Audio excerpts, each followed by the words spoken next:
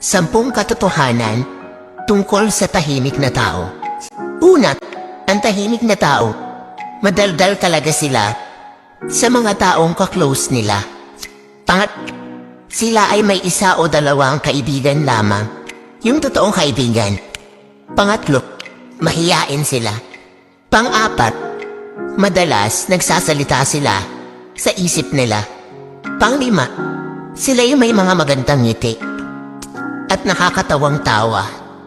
Pang-anim, sila ay tapat sa kanilang karelasyon. Pang-pito, sila ay mapagmatsyag sa lahat ng sitwasyon. Pang-walo, tahimik sila pero iba kung magalit. Kaya wag na wag mong gagalitin. Pang-siyam, sinasarili nila ang nararamdaman nila kahit nasasaktan na sila. Pang-10, pag sila nakilala mo ng lubusan at maging komportable sila sa'yo, doon nila ipapakita ang totoong sila.